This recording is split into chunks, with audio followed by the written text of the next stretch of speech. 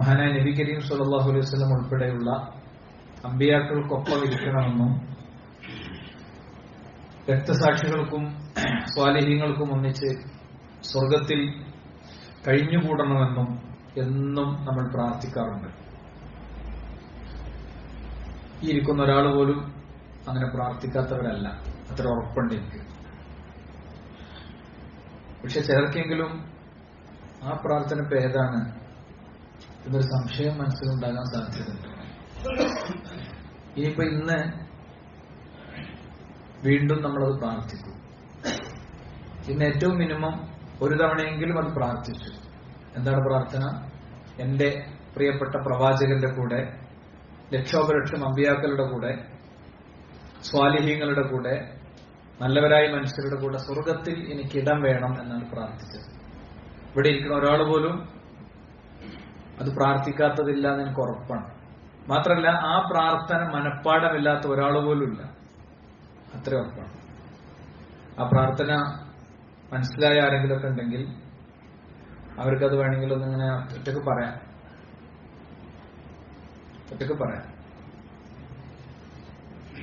നമ്മൾ നടത്തുന്ന നിത്യജീവിതത്തിൽ ദിവസവും ഏറ്റവും മിനിമം 17 തവണ നടത്തുന്ന ഈ പ്രാർത്ഥന പലപ്പോഴും ബോധപൂർവമല്ല എന്നതാണ് നമ്മൾ അനുഭവിക്കുന്ന ഒരു പ്രശ്നം. ബോധപൂർവം അതൊരു വലിയ ആവശ്യമായി ഉയർത്തപ്പെടുന്നില്ല എന്നുള്ളതാണ് പ്രശ്നം. ആ പ്രാർത്ഥന ഉള്ളത് എവിടെയെന്ന് ഞാൻ പറഞ്ഞു കഴിഞ്ഞാൽ ഇത്രയും സമയം ആ പ്രാർത്ഥന ഏതാണെന്ന് മനസ്സിലാകാത്ത കുറച്ച് ആൾക്കാർ എന്തായാലും ഉണ്ടാവും. അവർക്ക് ആ പ്രാർത്ഥന എവിടെയാണ് ഉള്ളതെന്ന് പറഞ്ഞു കഴിഞ്ഞാൽ വേഗം മനസ്സിലാവും. ആ പ്രാർത്ഥന ഉള്ളത് സൂറത്തുൽ ഫാത്തിഹയിലാണ്. സൂറത്തുൽ ഫാത്തിഹയിൽ ഞാൻ തിരഞ്ഞിട്ട് അങ്ങനെ ഒരു പ്രാർത്ഥന കാണില്ലല്ലോ. അമ്പിയാക്കളൊന്നും സ്വാലിഹ്യങ്ങളൊന്നും ശുഹദാക്കളൊന്നും അവിടെ അങ്ങനെ ആയത്തിലില്ലല്ലോ. പിന്നെ എങ്ങനെയാണെന്നായിരിക്കും ചിലർക്കെങ്കിലും ഒരു ആശങ്ക മനസ്സിലുണ്ടാവും. ആ പ്രാർത്ഥന നമ്മൾ നെഞ്ചിൽ കൈവച്ച്, ചിലർ വയറ്റത്ത് കൈവച്ച്, ചിലർ കൈ താഴ്ത്തിയിട്ട് ഒക്കെ മദ്ഹബുകളുടെ വ്യത്യസ്ത വീക്ഷണങ്ങൾക്കനുസരിച്ച് ലോക മുസ്ലിങ്ങൾ കോടിക്കണക്കിന് മനുഷ്യർ എല്ലാ ദിവസവും നടത്തുന്ന പ്രാർത്ഥന ഇങ്ങനെയാണ്: ഇഹ്ദിന സിറാത്തൽ മുസ്തഖീം സിറാത്തൽ ലദീന അൻഅംത അലൈഹിം ഗൈറിൽ മഗ്ദൂബി അലൈഹിം വലദ്ദാല്ലീൻ. ഈ പ്രാർത്ഥനയുടെ അർത്ഥമാണ് എന്നെ അമ്പിയാക്കൾക്കും സ്വാലിഹ്യങ്ങൾക്കും ശുഹദാക്കൾക്കും രക്തസാക്ഷികൾക്കും ഒക്കെ ഒപ്പം നിർത്തണം. എന്താ അങ്ങനെ പറയാൻ കാരണം? അത് പ്രവാചകൻ സല്ലല്ലാഹു അലൈഹി വസല്ലം തങ്ങൾ നമ്മളെ അങ്ങനെ പഠിപ്പിച്ചിട്ടുണ്ട്. ഇഹ്ദിന സിറാത്തൽ മുസ്തഖീം, നേരായ മാർഗത്തിലേക്ക് എന്നെ നീ എത്തിക്കണേ. അപ്പൊ ഇവിടെ മതങ്ങളും ദർശനങ്ങളും പ്രത്യയശാസ്ത്രങ്ങളൊക്കെ അവരുടേത് ശരിയാണെന്ന് പറയാണ്. മതത്തിന്റെ ഉള്ളിൽ തന്നെ വ്യത്യസ്ത സെക്ടറുകൾ അവരുടേത് ശരിയാണെന്ന് പറയാണ്. അതിന്റെ ഇടയിൽ നിന്ന് ശരിയേതാണ്? സിറാത്തൽ ലദീന അൻഅംത അലൈഹിം, നീ അനുഗ്രഹിച്ചവരുടെ മാർഗമാണ്. ആരാണ് അനുഗ്രഹിച്ചവർ? അനുഗ്രഹിച്ചവർ മിനൻ നബിയ്യീന വസ്സുദ്ദീഖീന വശുഹദാഇ വസ്സാലിഹീൻ. സുദ്ദീഖീങ്ങൾ, സ്വാലിഹീങ്ങൾ, ശുഹദാക്കൾ ഇവരൊക്കെയാണ്. അപ്പോ നേരായ മാർഗത്തിൽ സഞ്ചരിച്ച് മുന്നോട്ട് പോയി അവരുടെ കൂടെ എന്നെയും ചേർക്കണേ എന്നാണ് അതിന്റെ അർത്ഥം. പിന്നെ ആരുടെ കൂടെ ചേർക്കരുത്? ഗൈറിൽ മഗ്ദൂബി അലൈഹിം വലദ്ദാല്ലീൻ. നീ കോപിച്ചൊരു ജനതയുണ്ട്, അമ്പിയാക്കളെ കൊന്നൊടുക്കിയും തൗഹീദിന്റെ ജനപദങ്ങളെ കൊന്നൊടുക്കിയും ഇന്നും ആ കൊലപാതകം തുടരുന്ന ജൂത വിശ്വാസികളുടെ കൂടെ നീ എന്നെ ചേർക്കരുത്. വലദ്ദാല്ലീൻ, ഏകദൈവാരാധന പഠിപ്പിക്കാൻ വേണ്ടി കടന്നു വന്ന, പ്രവാചകനെ തന്നെ ആരാധിച്ച് വഴിതെറ്റിപ്പോയ ക്രൈസ്തവ സമൂഹത്തിന്റെ കൂടെയും എന്നെ നീ ചേർക്കരുത്. അത് വിശ്വാസപരമായ ഒരു ഉറച്ച പ്രഖ്യാപനവും ഒരു ക്ലാരിറ്റിയുമാണ്. ആ സമൂഹങ്ങൾക്കൊക്കെ സാമൂഹികമായ ആവശ്യങ്ങളോ അവരുടെ ജീവിതത്തിലെ നൊമ്പരങ്ങളോ പ്രയാസങ്ങളോ ഭൗതിക കാര്യങ്ങളൊക്കെ ഉണ്ടെങ്കിൽ അവരെ സഹായിക്കുന്ന ആളുകൾ നമ്മൾ തന്നെയായിരിക്കും. അവർ നമ്മളോട് യുദ്ധം ചെയ്യുന്ന, നമ്മുടെ വീട്ടിൽ നിന്ന് പുറത്താക്കുന്ന, നമ്മളെ ആക്രമിക്കുന്ന ഒരു ജനസമൂഹമാകാത്തിടത്തോളം കാലം അങ്ങനെ തന്നെ ആയിരിക്കും, യാതൊരു സംശയമില്ല. അപ്പൊ സഹോദരങ്ങളെ, ഈ സിറാത്തുൽ മുസ്തഖീം പ്രവാചകൻ പഠിപ്പിച്ചത് എങ്ങനെയാണ്? ഈ സിറാത്തുൽ മുസ്തഖീം പ്രവാചകൻ പഠിപ്പിച്ചത് വരഞ്ഞിട്ടാണ്, ടീച്ചിങ് എയ്ഡ് ഉപയോഗിച്ചിട്ടാണ്. ഒരു വര വരച്ചു, രണ്ടു ഭാഗത്തേക്കും കുറെ വരകൾ വരച്ചു. എന്നിട്ട് പ്രവാചകൻ പറഞ്ഞു, ഈ വരയിലേക്ക്, ഈ നേർരേഖയിലേക്ക് ചൂണ്ടിയിട്ട് പറഞ്ഞു, ഖുൽ ഹാദിഹി സബീലി, ഇതാണ് എന്റെ മാർഗം. അദഉ ഇലല്ലാഹി അലാ ബസീറത്തിൻ, ഈ മാർഗത്തിലേക്ക് ഞാൻ ക്ഷണിക്കുന്നത് ബസീറത്തോടുകൂടെയാണ്, ഉൾക്കാഴ്ചയോടുകൂടെയാണ്, പ്രമാണങ്ങളുടെ അടിസ്ഥാനത്തിലാണ്. മനുഷ്യബുദ്ധിയെ തൃപ്തിപ്പെടുത്താവുന്ന, മനുഷ്യ ചിന്തകളെ ബോധ്യപ്പെടുത്താവുന്ന, മനുഷ്യന് വെളിച്ചവും തെളിച്ചവും കൊടുക്കാവുന്ന കാര്യങ്ങൾ വഴിയാണ്. ഞാൻ മാത്രല്ല വമനിത്തബഅനി, പടിഞ്ഞാറിലെ സൂര്യോദയ നാൾ വരെ എന്നെ പിൻപറ്റുന്നവരുടെ ഡ്യൂട്ടിയാണത് ആ നേർവഴിയിലേക്ക് ക്ഷണിക്കൽ. അപ്പോഴേ അവരെ വിശ്വാസം പൂർണ്ണമാണുള്ളൂ, ഒരു സ്വർഗത്ത് പോകാനുള്ള നിബന്ധന പൂർത്തീകരിക്കണുള്ളൂ. അത് സൂറത്തു അസ്റിലൂടെ ഖുർആൻ കൃത്യമായിട്ട് പറഞ്ഞു. സൂറത്തു അസ്റിലൂടെ സ്വർഗത്ത് പോകാനുള്ള 4 നിബന്ധന പഠിപ്പിച്ചപ്പോ വിശ്വാസം ശുദ്ധമാകണം, അമലു സ്വാലിഹാത്ത് ഉണ്ടാകണം, രാത്രി നിസ്കരിക്കും, ബാക്കിയൊക്കെ പക്കയാണ്, എല്ലാം റെഡിയാണ്. പക്ഷെ 3-ാമത്തെ ഉണ്ട്, അറിഞ്ഞ സത്യം മറ്റുള്ളവർക്ക് എത്തിച്ചു കൊടുക്കണം. 4-ാമത്തെ കാര്യം, അറിഞ്ഞ സത്യം എത്തിച്ചു കൊടുക്കുന്നതിന്റെ പേരിൽ കുറച്ച് പ്രശ്നം ഉണ്ടാകും. അത് ഓരോ നാടിന്റെയും ഓരോ വ്യക്തിന്റെയും സാഹചര്യത്തിനനുസരിച്ച് ചില സമയത്തുള്ള നഷ്ടമായിരിക്കും, ശാരീരിക ബുദ്ധിമുട്ടായിരിക്കും, സാമ്പത്തികമായിരിക്കും, ചിലപ്പോ വലിയ പ്രതിരോധങ്ങളായിരിക്കും, ചിലപ്പോ ജയിലുകളായിരിക്കും, ഒക്കെ ആയിരിക്കും. അത് ക്ഷമിക്കണം എന്നാണ്. അപ്പൊ ഈ ഒരു സത്യസന്ധമായ വഴി പ്രവാചകൻ നമ്മളെ പഠിപ്പിച്ചു പോയി. ആ വഴിയെക്കുറിച്ച് പ്രവാചകൻ നടത്തിയ ഒരു പ്രയോഗം കൂടിയുണ്ട്. തറക്തുകും അലൽ മഹജ്ജത്തിൽ ബൈദാ, ഞാൻ നിങ്ങളെ ഉപേക്ഷിക്കുന്നത് തെളിഞ്ഞ വഴിയിലാണ്. ആ തെളിഞ്ഞ വഴി മനസ്സിലാക്കാൻ വേണ്ടി പ്രവാചകൻ ഒരു പ്രയോഗം നടത്തി. ലൈലുഹാ കനഹാരിഹാ, അതിന്റെ രാവ് പോലും പകൽ പോലെ പ്രകാശമാനമാണ്. എന്നാൽ ഇസ്ലാമില് ക്ലാരിറ്റി ഇല്ലാത്തൊരു വിഷയമല്ല. എല്ലാ വിഷയങ്ങളിലും 100% ക്ലാരിറ്റി ഇസ്ലാമിലുണ്ട്. ഇപ്പൊ വയനാട്ടിൽ കുറെ ആളുകൾ മരിച്ചു. അതിന്റെ അടിസ്ഥാനത്തിൽ സ്വന്തം ഭർത്താവ് മരിച്ചു എന്ന് വിചാരിച്ച് പുനർവിവാഹം ചെയ്യപ്പെട്ട ഒരു സ്ത്രീ 2 കൊല്ലം കഴിഞ്ഞപ്പോ ഭർത്താവ് അങ്ങനെ വരുന്നുണ്ട് എന്ന് വിചാരിക്കുക. ഇസ്ലാമിൽ ആ മസലക്ക് ക്ലാരിറ്റി ഉണ്ട്. അല്ലെങ്കിൽ ഒരാൾ മരിച്ച ആൾ മരിച്ചിട്ടുണ്ടെന്ന് വിചാരിച്ച് അനന്തരമൊക്കെ സ്വത്തൊക്കെ ഓഹരി വെച്ച് ഒക്കെ ക്ലിയർ ചെയ്തു. എന്ത് ചെയ്യും? ഇസ്ലാമിൽ ആ മസലക്ക് കൃത്യമായ ഉത്തരമുണ്ട്. കഴിഞ്ഞ ദിവസം പീസ് റേഡിയോ അലിജാബ ലൈവ് സെഷനിൽ ഇങ്ങനത്തെ കുറെ മസലകൾ കൈകാര്യം ചെയ്തിട്ടുണ്ടായിരുന്നു, ആളുകൾക്കൊരു വെളിച്ചം കൊടുക്കാൻ വേണ്ടിയിട്ട്. ഞാൻ പറഞ്ഞത് ഇസ്ലാമിൽ ക്ലാരിറ്റി ഇല്ലാത്തൊരു മസലയില്ല. എന്നാൽ ഞമ്മക്ക് ചിലപ്പോൾ ക്ലാരിറ്റി ഉണ്ടാവില്ല. അതിന്റെ കാരണം എന്താ? നമ്മളെ പഠനത്തിന്റെ കുറവാണ്, അല്ലെങ്കിൽ നമുക്കത് ഹിദായത്ത് ഉൾക്കൊള്ളാനുള്ള തൗഫീഖിന്റെ കുറവാണ്. ആ കുറവുകൊണ്ടാണ്. അപ്പൊ സഹോദരങ്ങളെ, ഞാൻ എന്റെ ഇന്നത്തെ നമ്മുടെ സംസാരത്തിന്റെ ആദ്യ ഭാഗത്ത് പറയാൻ ശ്രമിച്ചത് ഇത്രയേ ഉള്ളൂ. എല്ലാ ദിവസവും ഏറ്റവും മിനിമം ഫർള് നിസ്കരിക്കുന്ന ആൾ 17 തവണ ഇഹ്ദിന സിറാത്തുൽ മുസ്തഖീം, എന്നെ നീ നേരായ വഴിയിൽ എത്തിക്കണേ എന്ന് പ്രാർത്ഥിക്കുന്നുണ്ട്. ആ നേരായ വഴിയാണെങ്കിലോ വളരെ ക്ലാരിറ്റിയിൽ, വ്യക്തതയിൽ പ്രവാചകൻ നമ്മളെ പഠിപ്പിച്ചിട്ടുണ്ട്. ആ നേരായ വഴി വേർതിരിച്ചെടുക്കാൻ നമുക്ക് കൃത്യമായ ലികുല്ലിൻ ജഅൽനാ മിൻകും ശിർഅതൻ വമിൻഹാജ, നിങ്ങൾക്ക് ശരീഅത്ത് മാത്രമല്ല തന്നത്, ആ ശരീഅത്തിനെ സത്യസന്ധമായി മനസ്സിലാക്കാനുള്ള മൻഹജിനെയും തന്നിട്ടുണ്ട്, മാർഗത്തെയും തന്നിട്ടുണ്ട്. എന്താണ്? എല്ലാവരും ആയത്തോതാണ്, എല്ലാവരും ഹദീസോതാണ്, നമ്മൾ എന്താ കാട്ടുക? അങ്ങനെ ബേജാറാവേണ്ട കാര്യമൊന്നുമില്ല. വളരെ കൃത്യമായി അല്ലാഹുവിന്റെ റസൂൽ സ്വല്ലല്ലാഹു അലൈഹി വസല്ലം തങ്ങൾ നമ്മളെ പഠിപ്പിച്ചിട്ടുണ്ട്. എന്ത്? നിങ്ങൾ വിശുദ്ധ ഖുർആനിനെയും തിരുസുന്നത്തിനെയും സ്വീകരിക്കേണ്ടത് എങ്ങനെയാണ്? നിങ്ങളുടെ മുൻഗാമികൾ എങ്ങനെയാണോ സ്വീകരിച്ചത് അങ്ങനെയാണ്, അല്ലെ? സ്വഹാബത്ത് അവർ ജീവിച്ചിരുന്ന കാലത്ത് അവർക്കിടയിലെ മസ്അലകളെ അങ്ങനെയാണ് കൈകാര്യം ചെയ്തത്. എങ്ങനെ? അവർക്കിടയിൽ കൺഫ്യൂഷൻ വന്ന മസ്അലകളെ പ്രവാചകനിലേക്കും പ്രവാചകന്റെ സ്വഹാബത്തിലേക്കും തിരിച്ചുവിട്ടിട്ടാണ് കൈകാര്യം ചെയ്തത്. ഒരുപക്ഷെ ദിക്ർ ഹൽക്കയുമായി ബന്ധപ്പെട്ട ഒരു ഹദീസ് ഞാൻ എന്റെ ഒരു 4-5 ആഴ്ച മുമ്പുള്ള ഒരു ഖുത്ബയിൽ ഇവിടെ പറഞ്ഞിട്ടുണ്ടായിരുന്നു. ഒരു പള്ളിയിൽ കയറി ചെന്നപ്പോ അബൂ മുസ്അ അശ്അരി റളിയല്ലാഹു അൻഹു ഒരു ദിക്ർ ഹൽക്ക കാണുകയാണ്. വട്ടത്തിൽ ആളുകൾ ഇരുന്നിട്ടുണ്ട്, എന്നിട്ട് തസ്ബീഹും തഹ്ലീലും തക്ബീറും ഒക്കെ അങ്ങനെ ചൊല്ലുന്നുണ്ട്. അദ്ദേഹത്തിന് നല്ലൊരു കാര്യം നല്ല തോന്നിയത്, പ്രവാചകനിൽ നിന്ന് അങ്ങനെ പഠിപ്പിക്കപ്പെട്ട് വരാത്തതുകൊണ്ട് പ്രവാചകൻ സ്വല്ലല്ലാഹു അലൈഹി വസല്ലം തങ്ങളുടെ കൂടെ ഒരുമിച്ച് ജീവിച്ച ഇബ്നു മസ്ഊദ് റളിയല്ലാഹുവിന്റെ അരികിലേക്ക് അദ്ദേഹം ഓടിച്ചെല്ലുകയാണ്. എന്നിട്ട് പറഞ്ഞു, ആളുകൾ ഇങ്ങനെ വട്ടത്തിൽ ഇരിക്കുന്നുണ്ട്, ഒരാളുടെ കയ്യിൽ കല്ലുണ്ട്, അവരിങ്ങനെ എണ്ണ പിടിക്കുന്നുണ്ട്, ഇതെന്താണ് ഇതിന്റെ അവസ്ഥ എന്ന് വെച്ചപ്പോ, നിനക്ക് അവരോട് അവരുടെ തിന്മ എണ്ണാൻ പറഞ്ഞുകൂടായിരുന്നു എന്നാ ചോദിച്ചത്. ആ ഭാഗം വരെ നമ്മൾ പഠിച്ചിട്ടുണ്ട്. ഇതിന്റെ ബാക്കി ഭാഗം എന്താ? എന്നിട്ട് അദ്ദേഹം അതിന് തെളിവ് ധരിക്കുന്നത്, സ്വഹാബത്ത് മരിച്ചു തീർന്നിട്ടില്ല, സ്വഹാബികളോട് ചോദിച്ചാൽ മതിയായിരുന്നു നിനക്ക്, അല്ലെ? സ്വഹാബത്ത് മരിച്ചു തീർന്നിട്ടില്ല, പ്രവാചകന്റെ പാത്രങ്ങൾ പൊട്ടിപ്പോയിട്ടില്ല, ഭക്ഷണം കഴിച്ച് വസ്ത്രങ്ങൾ നുരുമ്പി തീർന്നിട്ട് അതിന്റെ മുമ്പ് ഇസ്ലാമിൽ പുതിയ സാധനം കൊണ്ടുവരാണെന്നാണ്. അപ്പൊ അവിടെ നമ്മളെ സംബന്ധിച്ചിടത്തോളം പ്രവാചകൻ പഠിപ്പിച്ചിട്ടുണ്ട് നമ്മളും സ്വഹാബത്തും തമ്മിലുള്ള ബന്ധം എന്താണെന്ന്. അന്നുജൂമു അമനത്തുൽ ഇസ്സമ, ആകാശത്തെ നക്ഷത്രങ്ങൾ ആകാശത്തിനുള്ള സുരക്ഷിതത്വമാണ്. നക്ഷത്രങ്ങൾ ഉതിർന്നു വീണാൽ ആകാശത്തിന് വിധിക്കപ്പെട്ടത് വരും. സഹാബി, ഞാൻ എന്റെ സ്വഹാബത്തിനുള്ള സുരക്ഷിതത്വമാണ്. ഞാൻ പോയാൽ എന്റെ സ്വഹാബത്തിന് വിധിക്കപ്പെട്ടത് വരും. പ്രവാചകൻ വഫാത്തായി, അവർക്കിടയിൽ യുദ്ധങ്ങൾ പോലും ഉണ്ടായി. ഒരേ സുഫിൽ നിന്ന് നിസ്കരിച്ചവർ 2 കക്ഷികളായി യുദ്ധം ചെയ്തു. ആയിഷ ബീവി പോലും യുദ്ധത്തിന് നേതൃത്വം നൽകാൻ യുദ്ധഭൂമിയിലേക്ക് പോയി. മരുമകൻ അലി റളിയല്ലാഹുവിനെതിരിൽ പോയി യുദ്ധം സംഭവിക്കാത്ത വിധം അള്ളാഹു സമുദായത്തെ സംരക്ഷിച്ചു. അള്ളാഹു മുനാഫിഖിന്റെ അജണ്ട അവർക്ക് അതിൽ വ്യക്തത ഉണ്ടാക്കി കൊടുത്തു. യുദ്ധം നടക്കാതെ തിരിച്ചു പോന്നു.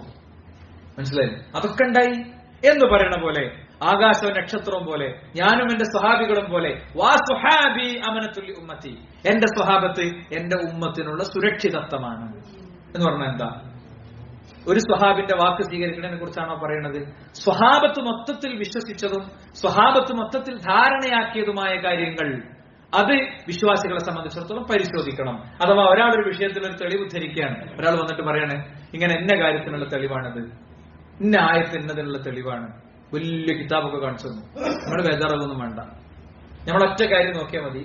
ഈ കാര്യം മുൻഗാമികൾ എങ്ങനെ മനസ്സിലാക്കി, ഈ വിഷയത്തെ മുൻഗാമികൾ എങ്ങനെ മനസ്സിലാക്കി, ഈ ആയത്തിൽ നിന്ന് അങ്ങനെ അവർ മനസ്സിലാക്കിയിട്ടുണ്ടോ, അവരെങ്ങനെ മനസ്സിലാക്കിയിട്ടുണ്ടെങ്കിൽ ഉത്തമരായ സലഫുകളെ 100% മാതൃകയാക്കി പഠിപ്പിച്ചു വന്ന പണ്ഡിതന്മാർ ഈ കാര്യത്തെ എങ്ങനെ എടുത്തു എന്നത് പരിശോധിച്ചു കഴിഞ്ഞാൽ വിഷയത്തിൽ നമുക്ക് ക്ലാരിറ്റിയായി. ആ ഒരു ക്ലാരിറ്റി സ്വീകരിച്ച് നമുക്ക് തീർച്ചയായും മുന്നോട്ട് പോകാൻ സാധിക്കും. അല്ലാത്ത കാലത്തോളം നമ്മളെ സംബന്ധിച്ചിടത്തോളം ഓരോരുത്തരും അവരവരുടെ ബുദ്ധിയും തലവും ഉപയോഗിച്ച് ഗവേഷണം നടത്തിയിട്ടല്ല മതത്തിന്റെ അടിസ്ഥാനങ്ങൾ എടുക്കേണ്ടത്. എന്നാൽ ഓരോ വ്യക്തിയും അവന്റെ ബുദ്ധി പ്രയോഗിക്കേണ്ട, അവന്റെ ചിന്ത പ്രയോഗിക്കേണ്ട ഒരു സ്പേസ് ഉണ്ട്. അതേതാ? സത്യാന്വേഷണത്തിന്റെ ഒരു സ്ഥലമാണ്. അതിൽ ആയത്തുകൾ വന്നിട്ടുണ്ടോ, അതിൽ ഹദീസുകൾ വന്നിട്ടുണ്ടോ, അതിൽ തെളിവുകൾ വന്നിട്ടുണ്ടോ, അതിൽ പ്രമാണം സ്ഥിരപ്പെട്ടിട്ടുണ്ടോ. നിങ്ങളടുത്ത് സയൻസ് ഉണ്ട്, സയൻസിന്റെ ടൂൾ ഉണ്ട്. ആ സയൻസിന്റെ ടൂൾ ഉപയോഗിച്ച് നിങ്ങൾക്ക് ഖുർആനിലെ ശാസ്ത്രീയ സത്യങ്ങളെ പഠിക്കാം. അത് വ്യാഖ്യാനമല്ല, അത് പഠനമാണ്. അപ്പോ ഈ ഒരു ഞാൻ ഇവിടെ പറയാൻ ശ്രമിച്ച കാര്യം ഇത്രയേ ഉള്ളൂ. നമ്മൾക്ക് കിട്ടിയ ഹിദായത്തിനെ പ്രാർത്ഥന കൊണ്ട് സംരക്ഷിക്കുന്നതോടൊപ്പം തന്നെ ആ ഹിദായത്തിനെ വെരിഫൈ ചെയ്യാൻ, ചെക്ക് ചെയ്യാൻ, പരിശോധിക്കാൻ നമുക്കുള്ള വഴിയാണ് ഒരു അരിപ്പ പോലെ. മണലരിക്കണ അരിപ്പിന്ന് മണൽ അതിലിട്ടിട്ട് അരിച്ചെടുത്താൽ ആ വേസ്റ്റ് അങ്ങോട്ട് പുറത്തേക്ക് തട്ടും, മണൽ നമ്മൾ ഉപയോഗിക്കും എന്നതുപോലെ നമുക്ക് ഉപയോഗിക്കാനുള്ള ഒരു വഴിയാണ് മുൻഗാമികൾ ആ വിഷയത്തെക്കുറിച്ച് എന്ത് ചിന്തിച്ചു, എന്ത് പഠിച്ചു, എന്ത് മനസ്സിലാക്കി എന്ന് പറഞ്ഞു. ഇങ്ങനെയൊക്കെ ആകുമ്പോഴും പലപ്പോഴും ഹിദായത്തിൽ നിന്ന് മനുഷ്യൻ തെറ്റിപ്പോകാനുള്ള കുറെ കാരണങ്ങളുണ്ട്. ഒരു ഹക്ക് സ്വീകരിക്കപ്പെടാതിരിക്കാനുള്ള 8 തടസ്സങ്ങൾ പണ്ഡിതന്മാർ രേഖപ്പെടുത്തിയിട്ടുണ്ട്. നമ്മളൊക്കെ ജീവിതത്തിൽ വരാതെ നമ്മള് അടിസ്ഥാനപരമായ ചില സത്യങ്ങൾ, ഇസ്ലാം എന്നുള്ള നന്മ ഉൾക്കൊണ്ടിട്ടുണ്ടാകും, പ്രവാചകൻ നമ്മൾ സ്വീകരിച്ചിട്ടുണ്ടാകും, ഖുർആൻ ദൈവികമാണെന്ന് വിശ്വസിച്ചിട്ടുണ്ടാകും. ഇനി വിശദാംശങ്ങളിൽ ഒരുപാട് എഡിറ്റിങ്ങുകൾ നമുക്കൊക്കെ ആവശ്യമുണ്ട്, ഞാൻ ഉൾപ്പെടെ നമുക്കൊക്കെ ആവശ്യമുണ്ട്. അതിനെപ്പോഴാണ് തടസ്സാകുക? അതിലൊന്ന് കിബറാണെന്നാണ്. കിബർ ഉണ്ടാകുമ്പോ അതങ്ങനെ സംഭവിക്കുന്നതാണ്. വിശുദ്ധ ഖുർആൻ സൂറത്തു ആറാഫിന്റെ 146 പറയാണ്, അവര് എന്റെ ദൃഷ്ടാന്തങ്ങളെ തകബ്ബറൂന ഫിൽ അർളി ബിഗൈരി ഹഖ്, യാതൊരു അവകാശമില്ലാതെ അവർ ഭൂമിയിൽ ധിക്കാരം കാണിച്ച് മുന്നോട്ട് പോവുകയാണ്. ഭൂമിയിൽ ധിക്കാരം കാണിക്കാനുള്ള റൈറ്റ് ഒന്നും ഒരിക്കില്ല. കാരണം അവരുടെ ശരീരം, അവരുടെ സമയം, അവരുടെ ഭൂമി ഒക്കെ ഞാൻ കൊടുത്തതാ. ഞാൻ കൊടുക്കാത്ത ഒന്നും മനുഷ്യന്റെ അടുത്തില്ല. ഏതെങ്കിലും ഒന്ന് ഞാൻ വേണ്ടാന്ന് വെച്ച് കഴിഞ്ഞാൽ ഹലാസ് കഴിഞ്ഞു. അവനെ സംബന്ധിച്ചിടത്തോളം അവൻ 0 ആണ്, അല്ലെ?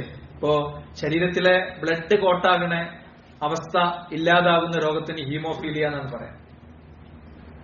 ഈ അസുഖം ഉണ്ടാകുന്ന ഒരു വ്യക്തിക്ക് ഒന്നും പറ്റില്ല, ബെഡിൽ അങ്ങനെ ഇരിക്കാം. ഒരു സൂചിമൊനയുടെ അത്ര ദ്വാരം വീണാൽ അയാളുടെ ശരീരത്തിൽ നിന്ന് ബ്ലഡ് അങ്ങനെ പോകും. പിന്നെ ബ്ലഡ് കോട്ടാകണമെങ്കിൽ എന്ത് വേണം? ബ്ലഡ് കോട്ടാകണമെങ്കിൽ അതിനുള്ള മെഡിസിൻസ് അടിച്ചു കയറ്റണം, വലിയ എമൗണ്ടുള്ള മെഡിസിൻസ് അടിച്ചു കയറ്റണം. അപ്പൊ അവനെ സംബന്ധിച്ചിടത്തോളം അവൻ എത്ര നിസ്സാരനാണ്, ഒരു മനുഷ്യൻ എത്ര നിസ്സാരനാണ് സുഹൃത്തുക്കളെ, എത്ര നിസ്സാരനാണ്.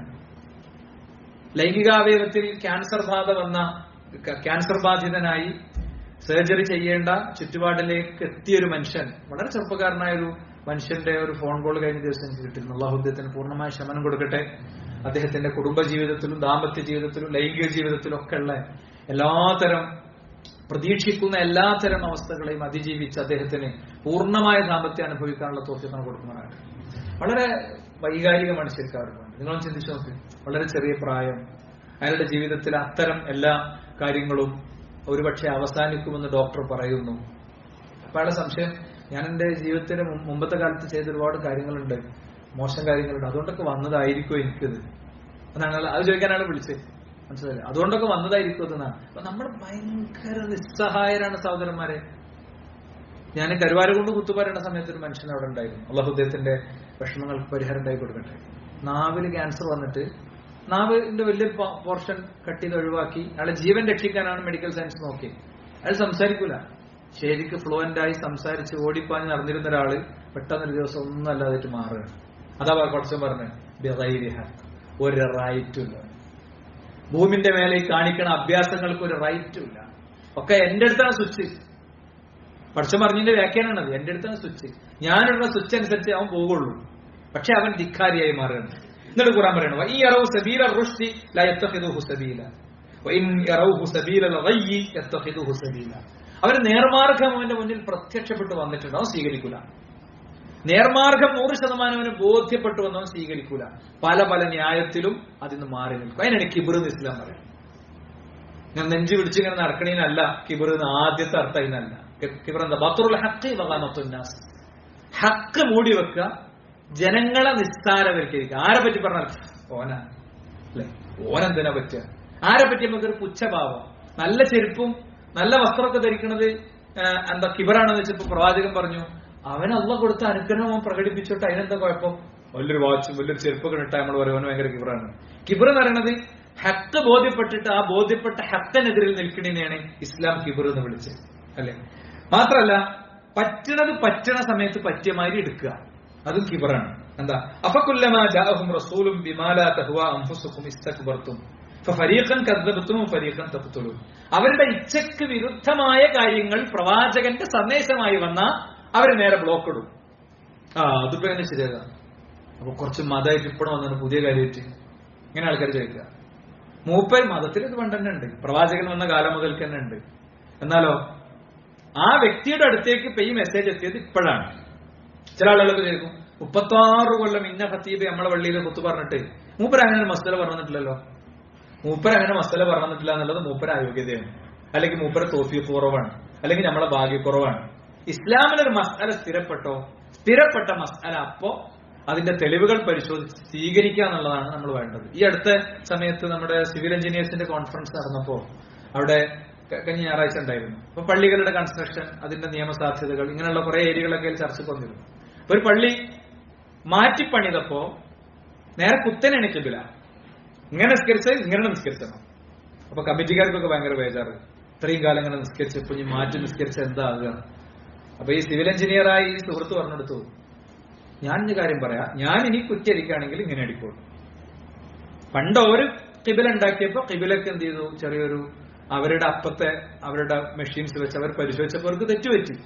ഈ പള്ളിയിൽ നിസ്കരിച്ച ഒരാൾക്ക് പോലും അറിയില്ലായിരുന്നു ഈ പള്ളിയിലെ കിബില തെറ്റാണെന്ന്. അതുകൊണ്ട് അവർക്ക് കുറ്റം കിട്ടൂല. ഇനി ഈ നിമിഷം മുതൽ ഈ കമ്മിറ്റിക്കാർ വേറൊരു കുറ്റക്കാരാണ്. നാട്ടിലാകെ പ്രശ്നമില്ല, ഒരു ചോദ്യം ചെയ്യൂലേ? അതാണ് നമ്മളെ ഇച്ഛകൾക്കനുസരിച്ച് മാറുകയാണ്. അതിനെയാണ് ഇച്ഛകൾ അനുസരിച്ച് മാറുക. അടിസ്ഥാന വിഷയമാണ് അത്. അതുകൊണ്ടാണ് എന്നാ അത്ര തന്നെ അടിസ്ഥാനമല്ലാത്തൊരു വിഷയം. ഇപ്പൊ പ്രവാചകൻ സ്വല്ലല്ലാഹു അലൈഹി വസല്ലം തങ്ങൾ ഹിജർ ഇസ്മായില് കാബാലയത്തിൽ ആളുകൾക്കാണ് ഹിജർ ഇസ്മായിൽ എന്നിട്ട് വേറെ ഏരിയ ഉണ്ടാവും. കാബ കഴിഞ്ഞിട്ട് ഇങ്ങനെ വട്ടത്തിലുണ്ടാവും. ആയിഷ ബീവിനോട് പറയുന്നുണ്ട്, ആയിഷ എനിക്ക് ഇതും കൂടി ശരിക്കും കാബയിൽ പെട്ടതാ, ഇതും കൂടി ഇതിന്റെ ഉള്ളിലാക്കി പണിയാൻ ആഗ്രഹമാണ്. പക്ഷേ നിന്റെ ആൾക്കാരുണ്ടല്ലോ, ഞാൻ കാബ ഒളിച്ചു എന്ന് പറയും. അതിപ്പോ ഹിജർ ഇസ്മായിൽ പുറത്താണെങ്കിൽ അല്ലെങ്കിൽ വിശ്വാസത്തെ ബാധിക്കണില്ല, അമലിനെ ബാധിക്കണില്ല, ഇബാദത്തിനെ ബാധിക്കണില്ല. അങ്ങനത്തെ മസ്അല ഇസ്ലാമിലുണ്ട്. ചില ആൾക്കാർ എന്താ ചെയ്യാറിയോ, ഇസ്ലാമിലെ എല്ലാ മസ്അലയും കൂടി ഹിജർ ഇസ്മായിലിന്റെ മസ്അലയാവും. ഒരാളെ കയ്യിൽ ഒരു ഏലസ് കെട്ടിയിട്ടുണ്ട്, ആ ഏലസ് അഴിച്ചെടുക്കുക എന്ന് പറയുന്നത് അയാളുടെ സ്വർഗപ്രവേശവുമായി ബന്ധപ്പെട്ട കാര്യമാണ്. അപ്പൊ അത് പറയണം. അത് പറയുന്നതിനെ ഹിജർ ഇസ്മായിലിന്റെ മസ്അലയായിട്ട് ബന്ധപ്പെടുത്താൻ പാടില്ല. ഒക്കെ ഇസ്ലാം വളരെ കൃത്യമായ അസ്ലുകൾ പഠിപ്പിച്ചു പോയിട്ടുണ്ട്. ഇനി രണ്ടാമത്തെ കാര്യം എന്താ അറിയോ, ഈ ഹക്കെന്ന് വേർതിരിഞ്ഞു പോണ രണ്ടാമത്തെ ഒരു കാര്യം അസൂയയാണ്. അസൂയ ഉണ്ടാകുക ശരിക്ക് എന്താണ് ഈ ഇബിലീസിന് പറ്റിയത് അതാണ്. കാല അസ്തുദ് ലിമൻ ഖലഖ്ത തീന, മണ്ണുകൊണ്ട് നീ ഉണ്ടാക്കിയ ഒരാൾക്ക് ഞാൻ സുജൂദ് ചെയ്യും. നമ്മളെ നാട്ടിലെ നമ്മളെ പേരിൽ പണിയെടുത്തിന് ആളാണല്ലോ ഓനക്കെ ഇപ്പൊ അതിന്റെ ആളായിട്ട് ഇപ്പൊ അവിടെ വന്നത്. എന്നിട്ട് പോകാൻ പറയണ ഞാൻ കേക്ക്. ഒരാൾ ഗൾഫിൽ പോയൊക്കെ ദോഹിതൊക്കെ കിട്ടി, അയാൾ ശരിയായ രീതിയൊക്കെ നാട്ടിൽ ഒരു സലഫി മസ്ജിദൊക്കെ തുടങ്ങിയപ്പോ അതിലെ ഒരു മുൻനിരയിൽ മുപ്പരുണ്ടായി, നമ്മളെ മറ്റേ ഓനക്കല്ലേ. അതിനാണ് ശുദ്ധമായ കിബിർ അസൂയ എന്നൊക്കെ പറയുന്നത്. മനസ്സിലായില്ലേ? നമ്മളെ വീട്ടിൽ പണിയെടുത്തിനെ ഇന്ന ആളെ മോനാണല്ലോ അവനെ. ഇത് മനസ്സിന്റെ കൊണക്കട് എന്ന് പറയും മലപ്പുറം ഭാഷയിൽ. അതിൽ പെട്ടതാണ് അസൂയ, കുശുമ്പ് എന്നൊക്കെ പറയുന്നത്. അതുകൊണ്ട് ഹിദായത്ത് നഷ്ടപ്പെടാനുള്ള കാര്യങ്ങളുണ്ട്. ഹസദം മിൻ ഇൻദി അൻഫുസിഹിം മിൻ ബഅദി മാ തബയ്യന ലഹുൽ ഹഖ്. ജൂതന്മാർക്ക് മൊത്തം പറ്റിയത് അതാണ്. ഇബ്രാഹിം നബിക്ക് 2 മക്കള്, ഇസ്ഹാഖും ഇസ്മായിലും. ഇതില് ഇസ്മായിൽ സന്തതികളാണ് അറബികൾ, ഇസ്ഹാഖിന്റെ സന്തതികളാണ് ജൂതന്മാരും ക്രൈസ്തവരടങ്ങുന്ന ആളുകൾ. അപ്പോ ബൈബിളിൽ അന്തിമ പ്രവാചകൻ വരുന്നു പറഞ്ഞിരുന്നു, അവർ കാത്തിരിക്കുകയായിരുന്നു. പക്ഷെ വന്നപ്പോ അത് ഇസ്ഹാഖ് പരമ്പരയിൽ നിന്ന് വന്നില്ല. ആരെടുത്താ വന്നത്? ഇസ്മായിൽ പരമ്പരയിൽ നിന്ന് വന്നു. അപ്പൊ ഓരത് സ്വീകരിച്ചില്ല. അതാണ് അസൂയ, കുശുമ്പ്, താൻ പോരിമ, അതുകൊണ്ടൊക്കെ ഹിദായത്ത് നഷ്ടപ്പെടുന്നത്. വളരെ ശ്രദ്ധിക്കണം. ഇത് നമ്മളൊരു ഭാഷയ്ക്ക് മാറ്റുമ്പോ പറയുന്ന ആളെ നോക്കുക. നമ്മളെ മോനായിരിക്കും ചിലപ്പോ തിരുത്തി, ഇതിപ്പോ എന്താ എനക്കൊരു അല്ലേ, അല്ലെ നമ്മളെ ഭാര്യ ആയിരിക്കും തിരുത്തി, അല്ലെ നമ്മളെ അയലോക്കക്കാരനായിരിക്കും തിരുത്തി, അല്ലെ നമ്മളെ പേരിൽ പണിയെടുക്കാൻ വരുന്ന ആളായിരിക്കും തിരുത്തി, അല്ലെങ്കിൽ നമ്മളെ ബസ്സിൽ പോകുമ്പോ ബസ്സിലെ കണ്ടക്ടർ ആയിരിക്കും എന്താ കാക്ക ഇതിനൊക്കെ ഇങ്ങനെ ചൂടാണ്. ഒരു തിരുത്താണ്, അതൊരു തിരുത്താണ്. അപ്പോ അങ്ങനെ ആളെ നോക്കിയിട്ട് സത്യം സ്വീകരിക്കാതിരിക്കുക. പിന്നെ ചില കാര്യങ്ങൾ സാഹചര്യവും സന്ദർഭവും ഒക്കെ കാരണം അത് ഉള്ളിലേക്ക് മാറ്റി വെക്കേണ്ടി വരിക. സാഹചര്യവും സന്ദർഭമൊക്കെ കൊണ്ട് ഉള്ളിലേക്ക് മാറ്റി വെക്കേണ്ടി വരിക. അതിന്റെ ഉദാഹരണമാണ് അബസീനിയയിൽ പോയപ്പോ അബസീനിയയിലെ രാജാവിന്റെ സംഭവം. പക്ഷെ അദ്ദേഹത്തിന്റെ സ്വകാര്യതയിൽ ആ സത്യം സ്വീകരിച്ചു. എന്താണ്? അവിടെ ചെന്നു, പ്രവാചകന്റെ ഒരു സംഘം ആളുകൾ അവിടെ ചെന്നപ്പോ ഹിജറ ചെയ്ത് ചെന്ന ആളുകളെ പറ്റിയിട്ട് കംപ്ലൈന്റ് പറയാൻ വേണ്ടി അബൂ സുഫിയാന്റെ നേതൃത്വത്തിൽ, മക്കയിലെ അന്നത്തെ ഏറ്റവും വലിയ ചെറുപ്പക്കാരനായ കരുത്തനായ അബൂ സുഫിയാന്റെ നേതൃത്വത്തിൽ ചെന്നു. നിങ്ങളിവിടെ എന്താ പറയാ സ്വീകരിച്ച് സംരക്ഷണം കൊടുത്ത ആളുകളെ പറ്റി ഞങ്ങൾക്ക് കുറച്ച് പറയാം. ഞങ്ങളുടെ നാട്ടിലെ കലാപകാരികളും കച്ചറക്കാരുമാണ്.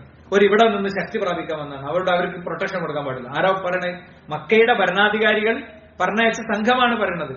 അപ്പൊ സ്വാഭാവികമായിട്ട് ഒരു യുദ്ധത്തെ അടക്കം നേരിടേണ്ടി വരുന്നൊക്കെ അറിയാം. പക്ഷെ അബിസീനിയയിലെ രാജാവിന്റെ ഉള്ളിൽ ഇസ്ലാം നല്ലോണം പ്രകടമായതുകൊണ്ട് ഈ മുഹമ്മദ് എന്ന് പറയുന്ന ആളുടെ ഏറ്റവും അടുത്ത ബന്ധുക്കൾ ആരെങ്കിലും ഇവിടെ ഉണ്ടോന്ന് ചോദിച്ചു. ഞാനുണ്ടെന്ന് ചെന്നിട്ട് ചോദിച്ചു, അദ്ദേഹം എങ്ങനെയാണ്, സത്യം പറയോ, അദ്ദേഹം കള്ളം പറയലുണ്ടോ? അങ്ങനെ കുറെ ചോദ്യങ്ങളിലേക്ക് ഞാൻ പോണില്ല. അബൂ സുഫിയാൻ പറയുന്നുണ്ട്, എനിക്ക് കള്ളം പറയാൻ ഭയങ്കര കൊതി ഉണ്ടായിരുന്നു, പക്ഷെ എങ്ങനെ പച്ച നുണ പറയാം? ഒരു ശത്രുവിനെ പറ്റി പോലും, അതാണ് മക്കയിലെ മനുഷ്യർക്കിടയിൽ ഉണ്ടായിരുന്ന ചില മൂല്യങ്ങളാണത്. ഞാൻ ഉള്ളതുപോലെ പറഞ്ഞു കഴിഞ്ഞപ്പോ അദ്ദേഹം അബസീനിയയിലെ രാജാവ് ഉറക്കനെ പറഞ്ഞു, മൂപ്പര മുന്നിൽ കിട്ടിയ മൂപ്പര കാല് ഞാൻ കൈകി കൊടുക്കും, എനിക്ക് അത്ര ഇഷ്ടമായിട്ടുണ്ട് മൂപ്പര മാർഗം. എന്നിട്ട് ജനങ്ങളോടൊക്കെ ഹിയത്തുൽ കൽബി കൊടുത്ത ലെറ്റർ വായിച്ചു, പ്രവാചകന്റെ കത്ത്, അബസീനിയ രാജാവിനുള്ള കത്ത്.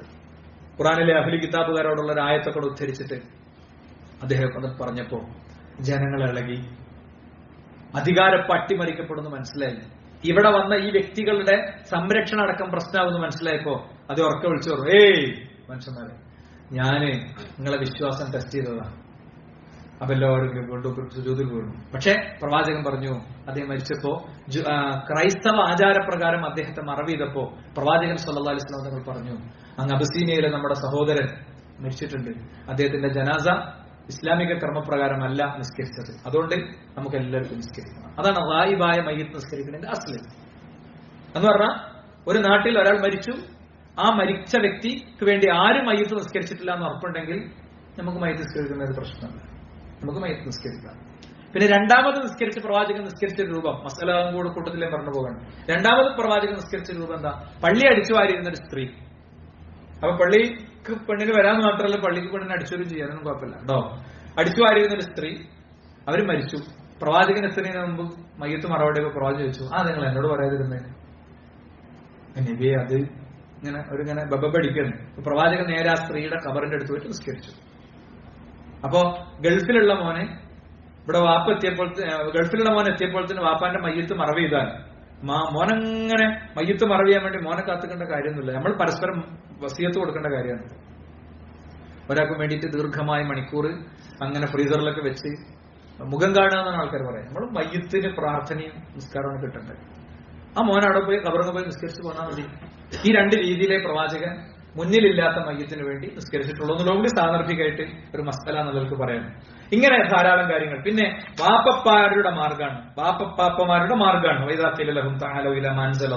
അള്ളാഹു ഇറക്കിയതിലേക്ക് വരുമെന്ന് പറഞ്ഞാൽ, വൈല റസൂല് പറഞ്ഞതിലേക്ക് വരുമെന്ന് പറഞ്ഞാൽ അവരവരെ ഹസ്ബുലാമ, ഞങ്ങൾക്ക് ഞങ്ങളെ വാപ്പിയും വാപ്പാന്റെ വാപ്പിയും മൂപ്പര വാപ്പൊക്കെ ചെയ്താൽ മതി.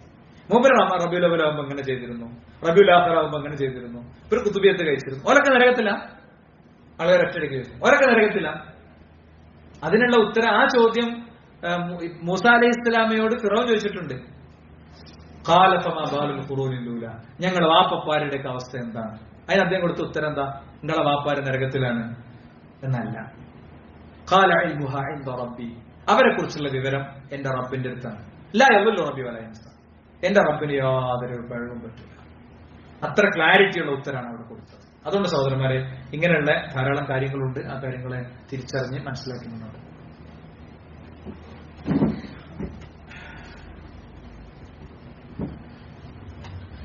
അൽഹംദുലില്ലാഹി വസ്സലാത്തു വസ്സലാമു അലാ റസൂലില്ലാഹി വഅലാ ആലിഹി വസഹ്ബിഹി അജ്മഈൻ. ശഫാഉ സംരക്ഷകനായ റബ്ബിനെ ജീവിതത്തിന്റെ എല്ലാ മേഖലയിലും കാത്തു സൂക്ഷിക്കണമെന്ന് ഒരിക്കൽ കൂടി ഉണർത്തുകയാണ്, ഉത്ബോധിപ്പിക്കാൻ. നമ്മുടെ പുതിയ തലമുറ, പുതിയ സമൂഹം, അവര് എവിടേക്ക് സഞ്ചരിക്കുന്നു എന്ന് ചോദിച്ചാൽ അതിന്റെ ഉത്തരങ്ങൾ ഓരോ ദിവസവും നമ്മൾ കണ്ടുകൊണ്ടിരിക്കുകയാണ്. KG മുതൽ PG വരെയുള്ള വിദ്യാർത്ഥികൾ എടുത്തു കഴിഞ്ഞാൽ രക്ഷിതാക്കൾക്ക്, സമൂഹത്തിന്, നാടിന്, ടീച്ചേഴ്സിനൊക്കെ ഒരുപാട് ആദി സമ്മാനിച്ചുകൊണ്ടാണ് കാര്യങ്ങൾ കടന്നു പോകുന്നത് എന്നുള്ള കാര്യം നമുക്കൊക്കെ അറിയാം. അപ്പൊ ഞാൻ എന്റെ കഴിഞ്ഞ 2 ഖുത്ബകളും കഴിഞ്ഞ് വളരെ പ്രധാനപ്പെട്ട ചില വിഷയങ്ങൾ ഇവിടെ അനൗൺസ് ചെയ്തിരുന്നു. നമ്മൾ ഖുത്ബയിൽ തന്നെ അത് പറയുന്നത് അങ്ങനത്തെ ഒരു പ്രധാനപ്പെട്ട പരിപാടി എന്നുള്ള നിലക്കാണ്. ടീച്ചേഴ്സിന് വേണ്ടിയിട്ടൊരു സമ്മേളനം ഈ ഞായറാഴ്ച പെരിന്തൽമണ്ണ ഷിഫ കൺവെൻഷൻ സെന്ററിൽ വെച്ച് നടക്കുന്നുണ്ട്. ആ പരിപാടി ലക്ഷ്യമാക്കുന്നത് ശരിക്ക് അധ്യാപകർക്കാണ് കുട്ടികളെ അവരുടെ അറ്റന്റീവായ ടൈം, അവരുടെ ഫ്രഷ് ആയ ടൈം യഥാർത്ഥത്തിൽ കിട്ടുന്നത് ടീച്ചേഴ്സിനാണ്. ടീച്ചേഴ്സിനെ സംബന്ധിച്ചിടത്തോളം ക്ലാസ് മുറികളിൽ അവരെ മാനേജ് ചെയ്യുന്നിടത്ത് ഒരുപാട് പരിമിതികളുണ്ട്, നിയമക്കുരുക്കുകളുണ്ട്, ഡിസിപ്ലിൻ പ്രശ്നങ്ങളുണ്ട്, ഒക്കെ ഉണ്ട്. വളരെ എക്സ്പേർട്ട് പാനലുകളിൽ ഇരുന്ന് ഇത്തരം ചില വിഷയങ്ങളെ അഡ്രസ് ചെയ്യുക. അതോടൊപ്പം വ്യക്തി എന്നുള്ള നിലക്ക് നമുക്കുണ്ടാകേണ്ട ചില ബോധ്യങ്ങളും ചില ശുദ്ധികളും ചില ചിന്തകളൊക്കെ ഉണ്ട്. അത് ക്ലിയർ ആകുമ്പോൾ മാത്രമേ നമുക്ക് നമ്മുടെ ഉള്ളിലെ പ്രൊഡക്ടിവിറ്റി പുറത്തെടുക്കാൻ കഴിയുള്ളൂ. അതുകൊണ്ട് ഇവിടെ ടീച്ചേഴ്സ് പലരും അധ്യാപകരുണ്ട്. രാവിലെ 8:50 തുടങ്ങി വൈകുന്നേരം 4:15 തീരുന്ന രീതിയിലാണ് പ്രോഗ്രാം ഷെഡ്യൂൾ ചെയ്തിട്ടുള്ളത്. ആ പരിപാടി ഒരു ദീനിയായ, ഒരു ജാരിയായ നന്മ എന്നുള്ള നിലക്കെടുത്ത് അതിൽ പങ്കെടുക്കണം എന്നൊരു അഭ്യർത്ഥന ഈ ഒരു ഘട്ടത്തിൽ നടത്തുകയാണ്. നമ്മളുടെ ഒരു അമാനത്താണ് നമ്മളെ കുട്ടികളെ പഠിപ്പിക്കുക എന്ന് പറയുന്നത്. ആ അമാനത്തെ ഏറ്റവും വിശ്വസിച്ചേൽപ്പിച്ച കാര്യമാണ് അമാനത്ത് എന്ന് പറഞ്ഞാൽ പറയാം.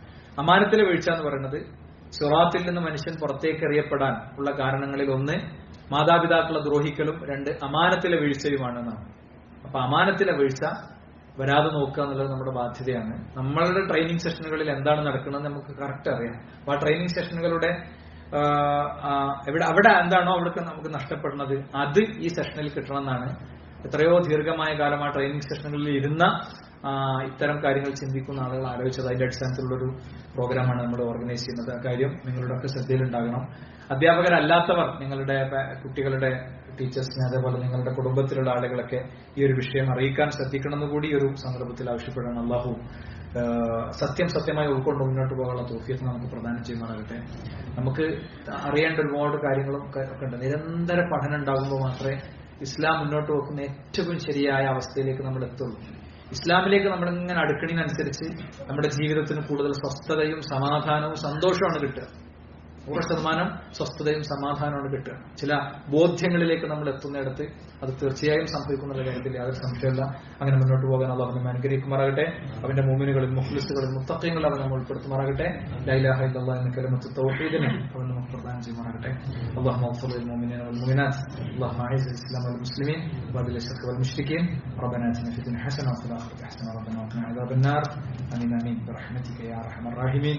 വൽഹംദുലില്ലാഹി റബ്ബിൽ ആലമീൻ.